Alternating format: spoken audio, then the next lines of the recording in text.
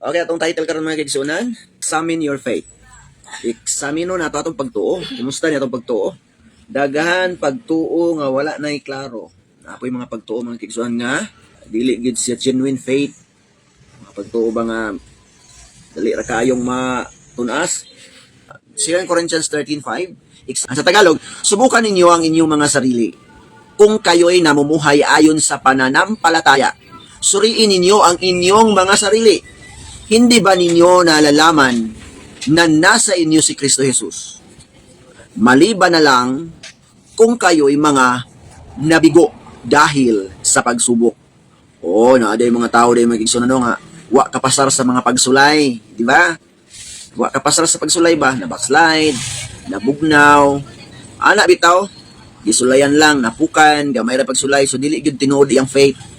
Mahibalo na kamo nga si Kristo Jesus anaa kaninyo, gawas kon mapakyas gayud kamo. Nari gyud mapakyas. Kumusta ka karon igsuon? Na ba kay nakita nga tawo nga na-backslide, nabugnaw, nahilayo sa Dios, nawala ang iyang interest, nawala ang iyang momentum, nawala iyang passion, nawala iyang kadasig, napalong iyang kalayo. Ngano man na? Basing dili na genuine faith. Kaya ngon pa din subukan ninyo ang inyong mga sarili kung kayo'y namumuhay ayon sa pananampalataya. Suriin ninyo ang inyong mga sarili, hindi ba ninyo nalalaman na nasa inyo si Kristo Jesus maliban na lang kung kayo'y mga nabigo dahil sa pagsubok. Kagiday mapakyas mga igsoon, ba kapasar sa pagsulay. Yung undang 2 Corinthians chapter 5 verse 6. Kung ato ging ipadayon ingon diri, umasa akong makikita rin ninyo na hindi kami nabigo. Ingon si Apostol Pablo, nagalaom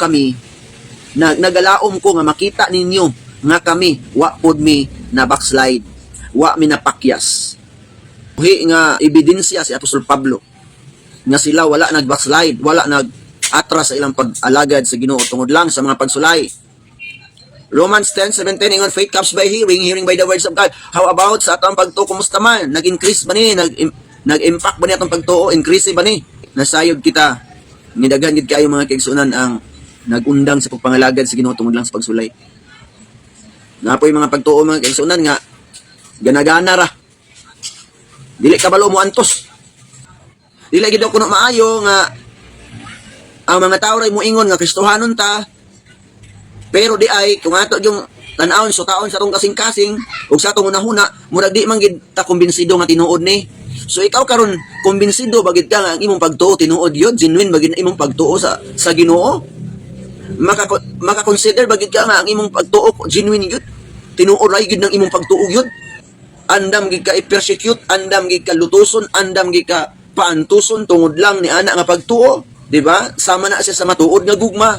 Yang matuod nga gugma bisag unsaon sa pagpukan, bisag unsaon sa pag discourage, bisan pag kinsay mo kontra, ang matuod nga gugma di gyud muhunong. Check nato, tan-aw nato ang atong pagtuo og kumusta ta. Kumusta ta? Kumusta atong pagtuo? Diling kinabuhi nato mga kaigsunan, magpakita ni sa matuod nga ebidensya kung tinuod ba gid nga naatay insakto o tukma nga relasyon nga na sa Dios. Kita na mismo ang mag-prove ana sa atong pagtuo. Kung tinuod ba kita nga nagtuo, then we can prove it. So unsaon nimo pag-prove nga imong pagtuo nga bisan man ganing mag-ulan ni man ka makatog simbahan gamay ra kay pagsulay. Di na kakapangalagad na imong inana magsuon. So our attitude and our action can show the evidence that we are truly believe in God and we have a genuine relationship with God. So ato tan-awon mga kaigsunan, kumusta ta? Unang-una natong isgutan diri ang tinuod nga pagtuo. Let's examine our faith, ourselves, and our faith also.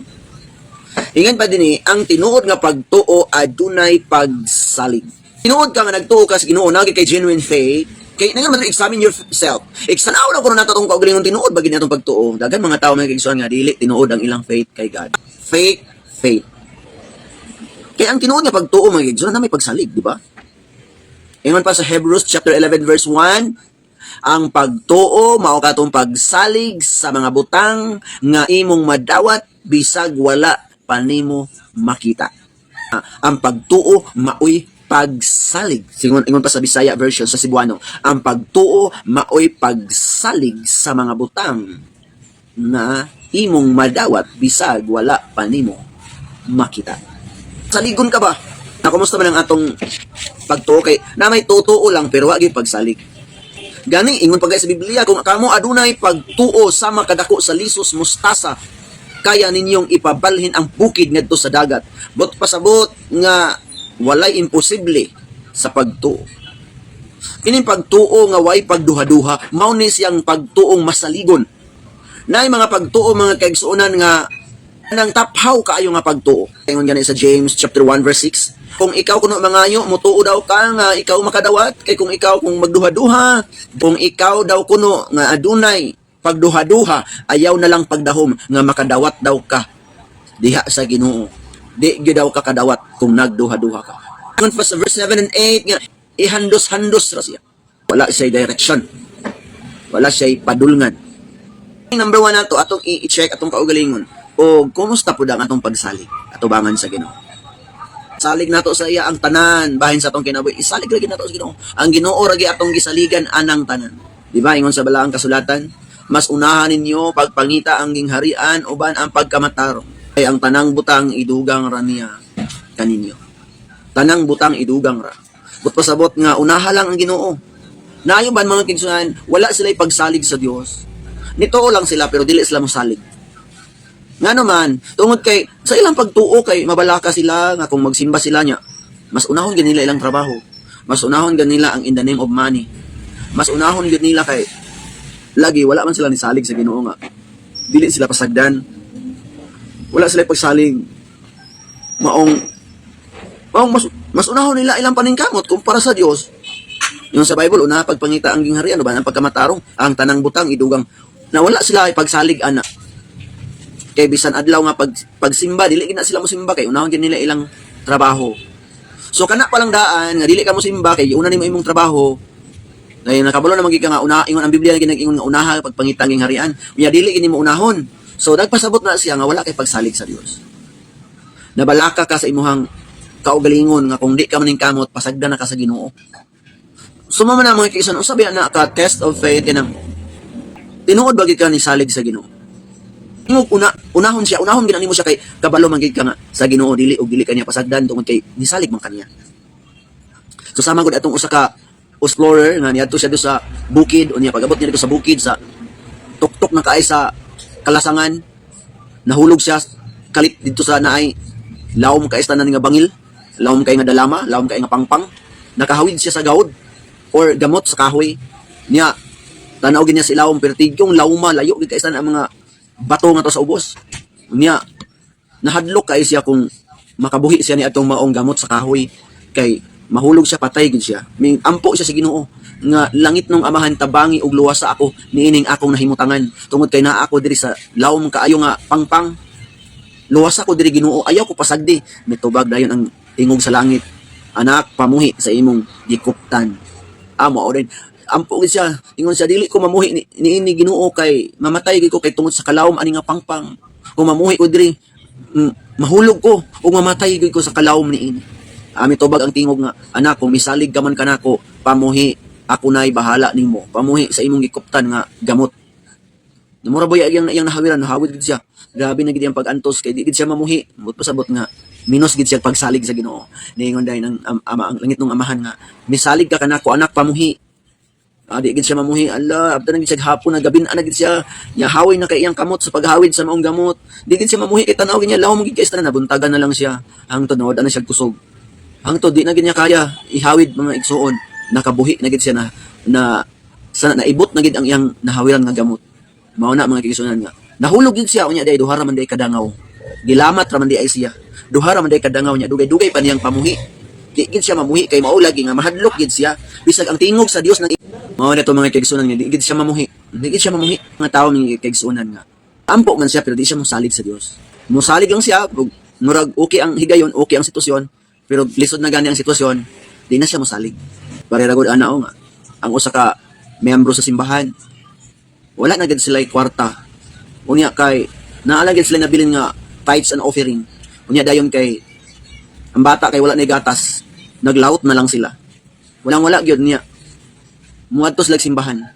Nya ilang mamaong kwarta kay mao kit ilang halad sa Ginoo. Pagabot ito sa simbahan, naghalad sila. Wala na gatas, naglawot na lang. Yung una gid nila paghalad ang Ginoo, nagsimba gid sila. Bisan pa man unta na ay overtime nga ipa-overtime sa iyang bana kay nagtrabaho sa iyang bana sa kana bitawng refilling station ba or kanang tubig. Overtime unta to, wala gid nag overtime kay di una gid ng pagsimba. Nya wala pa gyud kwarta niya na ay gamayng kwarta mao-mao. Nya karon kay gigahin man to nila sa ilang paghalad. Unya wala na gid sila panggata sa bata, so naglawot nagayom-ayom na lang sila. Giuna nila ang paghalad sa Ginoo. Nisalig ra gid sila sa Ginoo. Pag uli nila sa ilang balay, di ka nagsimba, niabot ang iyang ugangan kay nahalin de ang ilang yuta o sa dihang gihatagan sila dako nga panalangin. Sabot gamay ra kay nga test no, wala gid sila nagadahom nga naam di andam ang Ginoo. Gamay ra kay nga test bang i-obey lang yun nila. So naa may pagsalig. Kining pagsalig mga kaigsunan. Panahon bitaw nga i-challenge ta sa Ginoo. Like for example, ay nimo magsimba pero di gid ka magsimba kay mas babalaka gid ka. Nga mao ni mauna mas unahon gid nimo imong lakaw buto sabot gamay ra pagsalig. So mo nang number 1 mga kaigsunan no, examine nato atong faith, kumusta atong pagsalig. Kaya ang pagtuo maoy pagsalig sa mga butang nga bisag wala nimo makita apan ikaw mituo, misalig nga imo ning madawat. Mao man ang pagtinuod nga pagtuo, walay pagduha-duha, masaligon ka. Ikaduha, kumusta ang atong faith, naabay pagtuman. Kaya ang tinuod nga pagtuo, adunay pagtuman. Ingon pa sa kumbaga adunay buhat, patay ang pagtuo kung walay binuhatan. James 2:17. Patay ang pagtuo nga bulag sa binuhatan. Luke 6:46. Nganong mutawag man mo kanako nga Ginoo kung dili man di ay ka mamutuman sa gisugo ko kaninyo. Subot pa sabot nga ang pagtuo di ay mga kaigsunan nga matuod kato accompanied by works. Accompanied by action. Tuo nga andam ka mutuman, musunod tungod kay patay ang pagtuo nga walay binuhatan. So, kumusta man ang atong pagtuo, atong eksaminon, na may pagtuo nga, dili mo buhat sa gipabuhat sa Ginoo. Lang sa Ginoo, pero dili siya mo align sa Word of God.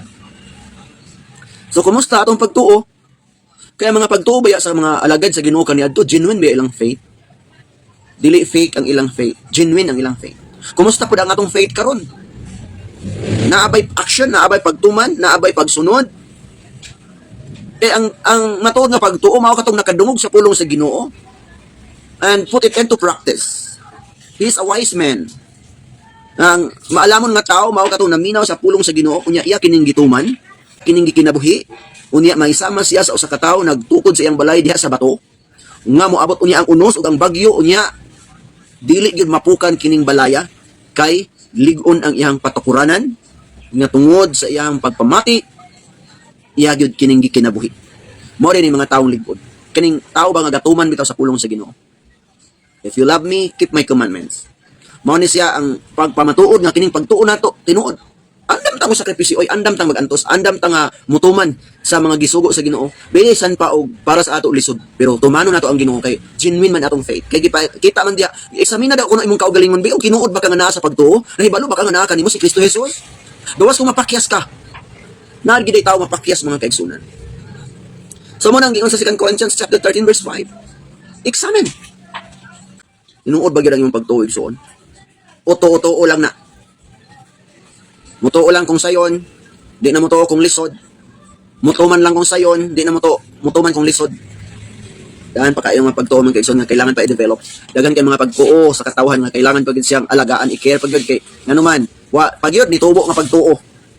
Dapat increasing na faith because faith comes by hearing, hearing by the words of God. Dapat atong faith atong i-develop, atong i-level up atong faith, dapat atong i-care atong faith nga masaligon ka ita sa Ginoo. Whatever nga mga circumstances atong life, na ata ga-obey na kita, gasunod na kita, gatuman na kita sa kapabuton sa Ginoo. Ang iyang kapabuton atong gisunod, mao na siya. Dili atong kaugalingon. Mo nang kumusta atong faith karon? Kana ba nga faith, kabaw na ba na mo pasaylo sa kaaway? Mutuman na ba na ang naging unang Ginoo nga love your enemy? Kuyaw kay na nga pagtuo ba? Niya, maingon pa ito nga, kung ikaw nagatuo, tumanon nimo ang mga sugo sa Ginoo. Niya, pili-pili at tumanon. So, questionably ang faith. Delete the true faith. Nayuban ng mga kaigsunan nga, ang ilang pagtuo kay taphaw, ilang pagtuo kay kuan kanang gamay ra kaayo. Nayuban ang ilang pagtuo kanang dili na makaantos mga pagsulay. Noon nga pagtuo mo sakripisyo. Mo man kay ato man i-check atong faith karon. Kaya ingon ba sa 2 Corinthians 13:5 nga examine yourself, are you in a true faith? Ang tinuod nga pagtuo number 3, andan mo sakripisyo. Panawara ko to si Daniel o si Sadrak, si Misak o Abednego. Si Daniel baya ang pagtuo biya sa Ginoo, genuine kayo bisag ilabay pa siya sa langob sa leon. Gididan siya magampo, mo ampo gyud.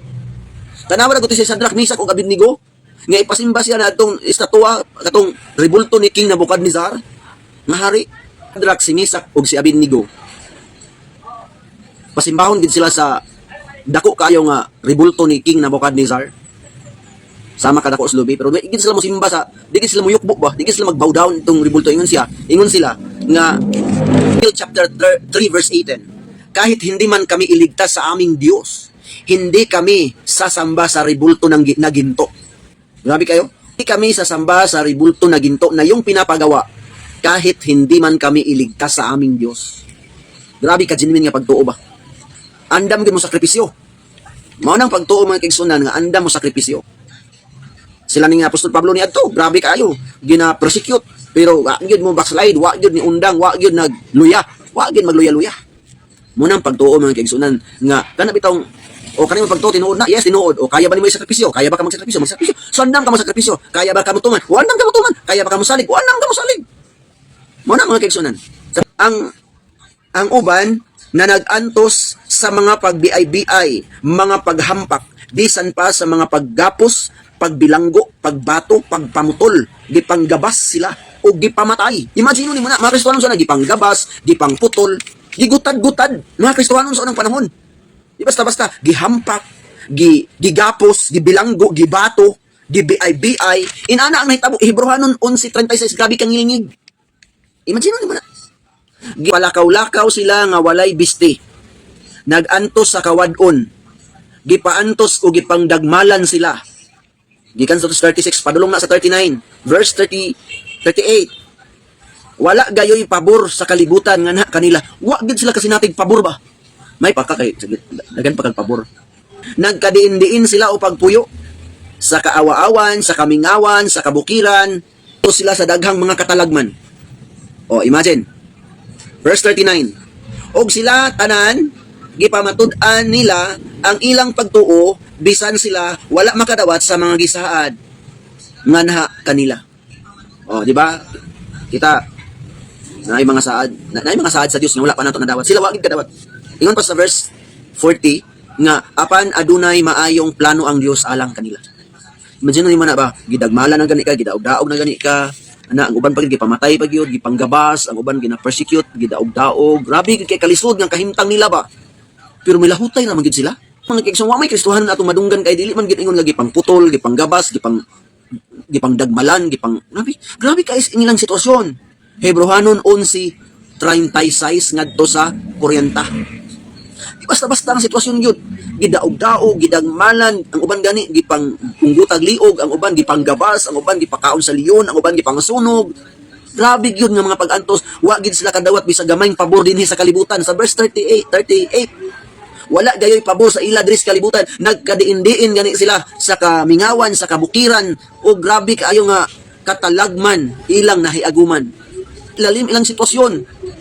Pero grabe, wala sila niluya sa ilang pag-alagad sa Ginoo. Nga ikaw, gamay ra kay imong pagsulay, niluya na rin ka. Kana yung nagtalitilang gamay, di na rin kasimba. Wala lay agas ang gripo, di na rin kasimba. Ana bitaw?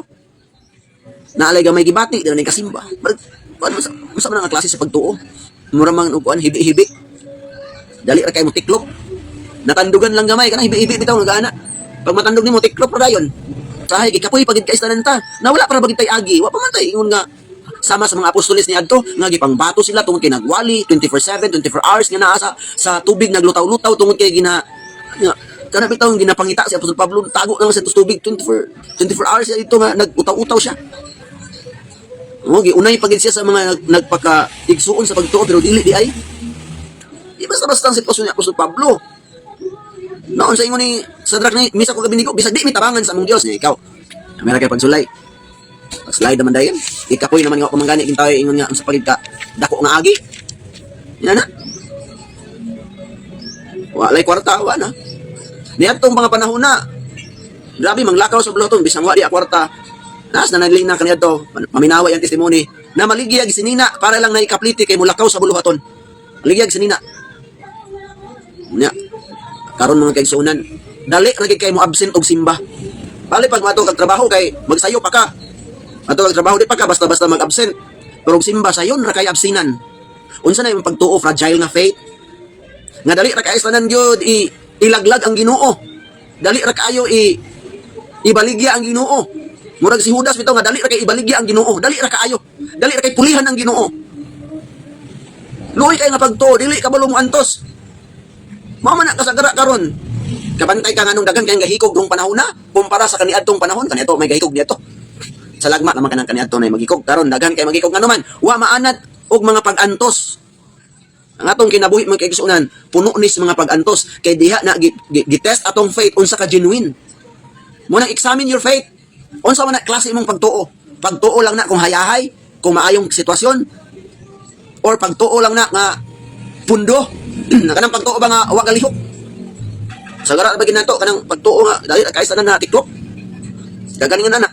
Ikaw pat nga pagtuo mga igsoon, kaning pagtuo mula hutay. Imo ni last na nato nga point mga igsoon. Pagtuo nga mula hutay. So mao ni ato mag-examine atong faith. Examine your faith atong topic. So examine nato bahin sa atong pagsalig. Unsa na nga pagtuo masaligo na? Ikaduha, unsa na nga pagtuo matinumano na? Ikatulo, unsa na nga pagtuo anda na mo sakripisyo? Ikaapat, kana ba nga pagtuo mula hutay? Mateo 24:13 ang mula hutay hangtod sa katapusan, siya ang maluwas. Unsa gingon paki-type diya sa Hebrews chapter 10 verse 38 to 39. Hebrews chapter 10 verse 38 to 39. Basa na to na diya mga kaigsunan. Sa gisulayan na, gilutos na, no, gipang persecute na, pero mula hutay ra gyud gihapon. Pagtuo nga mula hutay. Dili kita uban ni adto mga nangapanibog. Dili ta uban ni adto nga nanagpanibog sila. Dili kita uban adto mga nanagpanibog. Ang ato pagtuo ba kumusta man itong pagtuo kay ang ato mong relasyon sa Ginoo nagsugod mo kunig pagtuo. Busa gani nag-ingon diha, faith comes by hearing, hearing by the words of God. Luoy po kay ba ang atong pagtuo no nga walay klaro.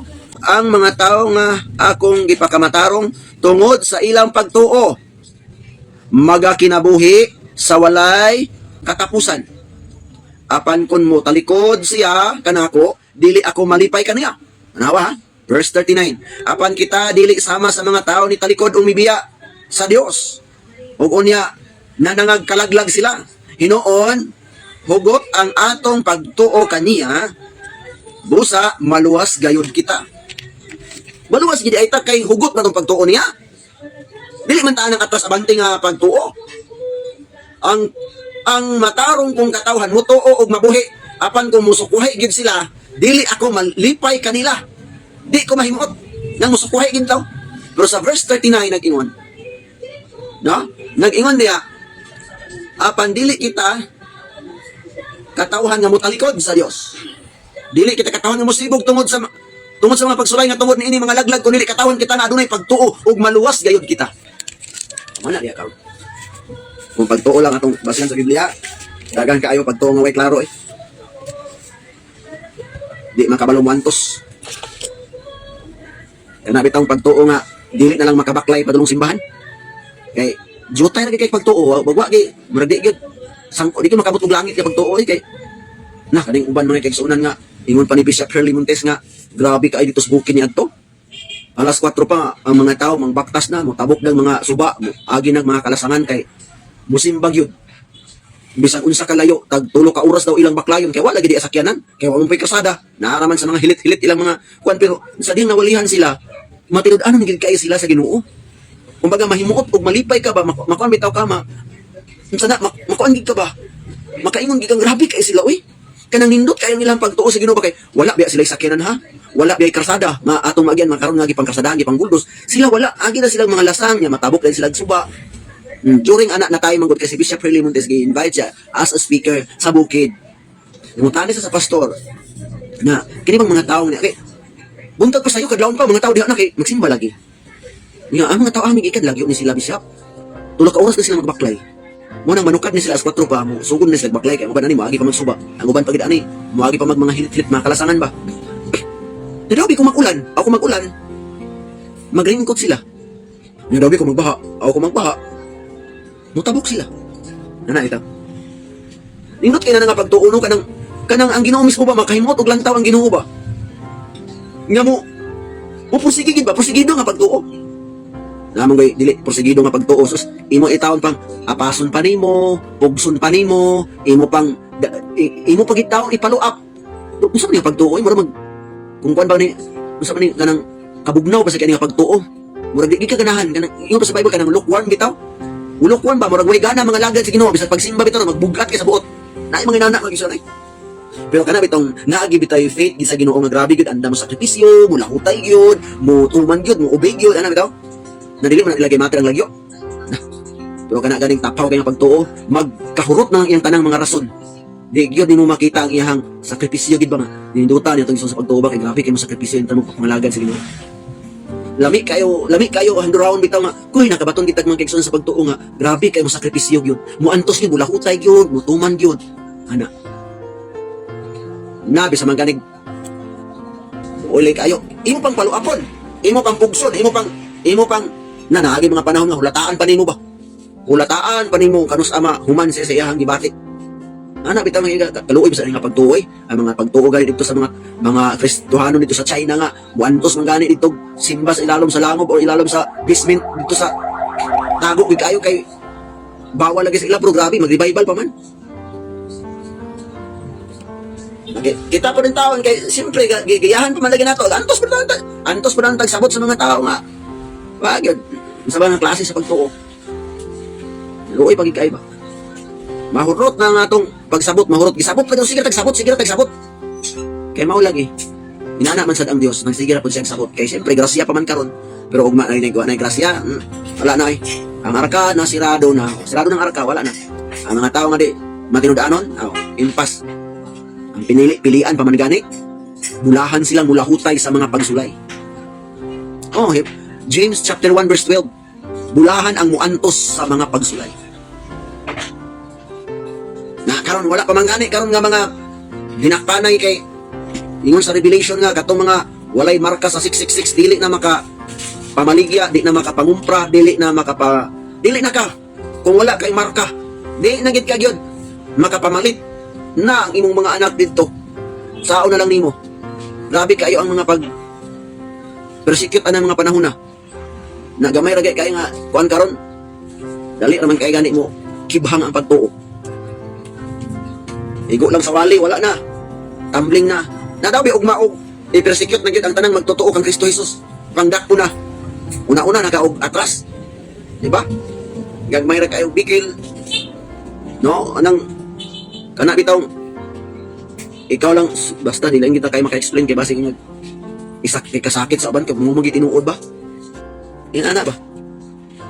Kana ba nga pagtuo, mulahutay ba na? A person's life shows evidence that person truly has a relationship with God through faith. Ang usa ka tawo nagpakita siya sa iyang kinabuhi, usa ka ebidensya ang iyang attitude ug iyang action nga naagid sa tinuod nga relasyon sa Dios pinaagi sa maong pagtuo. Pagtuo nga muantos, mo sakripisyo, pagtuo mulahutay, pagtuo nga mosalig sa Dios sa tanang panahon. Una na. Nabitaw may kaigsunan. Imong invite og simba daghan pagit kaysa ng mga rason. Kami kaniadto nga kung katarungan lang nga adi lang sa musimba kay nagkalibanga ako mo ana unta ko. Adi lang sa mi musimba kay si pastora kanang dili lang sa mi magpagamit kay umanakay man siya. Ay di sa mi musimba kay na hospital man si Miriam. Ito na ana unta pero dili man gud maningkamot man gud tagod man gud mangitag rason. Ang taong matinud-anon mangitag rason. Mangita og paagi. Pero ang taong di matinud-anon mangitag rason. Dahil agad, muna yung magkikisunan nga, ang Ginoo bitaw, malipay kaayo. Kung ikaw na ay pagtuo. Ang pagtuo, nga matinud-anon. Dagang salamat mga kiksunan, karon nagpadayon na ta, dagang kayo naka-relate diri si Nanabi, ikaw po doon, ako kay testimony sa imong pagtuo, sa imong rayma, no? Tanan nga imong pag-antos, imong pagpangalagan, sige no, pwede kayo na imong ika-advertise or ika-pakita na maka-encourage sa uban. Eh kung pagtuo lang ang grabe nga pagtuo silang nanay dila kanito dito basta-basta na sa mga kasintihan. Kami kanito. Kanang mga kalisdanan mo padayon mo lahutay wali bisag naglugaw na lang sulod sa isa ka bulan. Muwali gyapon nga ang Dios maayo. Bisan og nagsige na lagutan sulod sa isa ka bulan. Wali gyapon nga ang Dios gamhanan bisag nagkaon na nagbingala sulod sa isa ka bulan. Pero mulahutay gyapon og wali. Karon Walang gitubag ang pagampo, manakla na. Mga guhuna.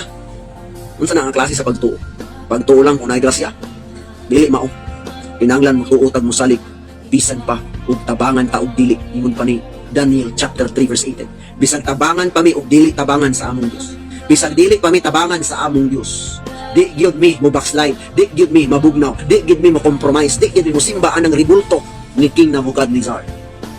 Bisan pagdid-an og ampo si Daniel kay lagi ilabay sa langob sa leon, bahalag ilabay ko sa langob sa leon, basta kay pamatud-an ko kining akong pagtuo sa Ginoo nga mo ampo gyud ko niya. Giabrihan pa mi ta na.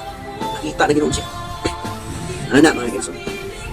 Kisgot kita diri bahin sa pagtuo ng kaibigan. Kay ang relasyon nato sa Dios magbase gid sa pagtuo.